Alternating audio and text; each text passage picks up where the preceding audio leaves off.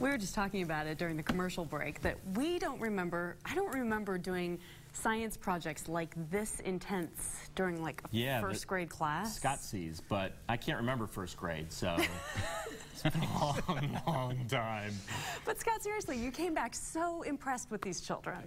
First and second graders, and they were doing science projects, and they presented these projects to me. Just amazing. Some of the questions, I'm thinking, I hope I know the answer to this.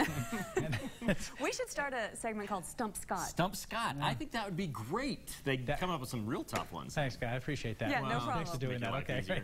Well, hey, today or this week we went to Valley View Elementary, as I mentioned. It was on Friday, but for the next 2 weeks we'll be answering, or not answering questions. They're answering their own questions. We'll talk a little bit about it. But here's the weather presentation having to do with snow from Ethan from Valley View.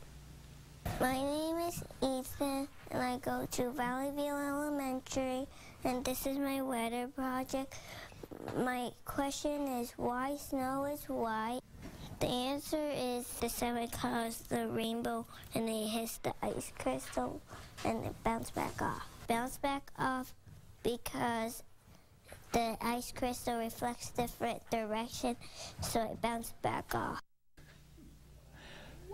Very nicely done, Ethan. You've impressed everybody here in the studio. The ice crystals are reflecting, as he says, the sunlight in all the different directions. So you're getting all of the colors of the rainbow, and all of the colors of the rainbow together reflect white light. And that's why snow is white. Of course, if you ask the question, where does the white go when the snow melts? Well, when the ice crystals lose that crystalline structure and then start to turn to liquid, it then becomes more clear, and so the light will start to pass through it, and so that white light just disappears.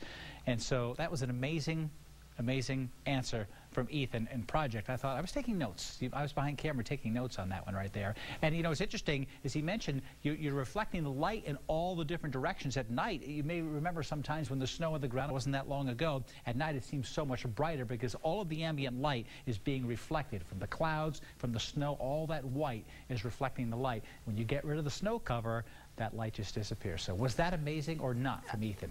I'm pretty cool. Kind of blown away, actually. Can you imagine if it was all blue snow instead? Just for some odd reason. Maybe, These are the right? things that Roland thinks about and why we don't allow him to do science projects. Right. They try and keep chatter down on the show. That's your project for tomorrow, Roland. Thanks, Scott. Thanks, Scott. Well,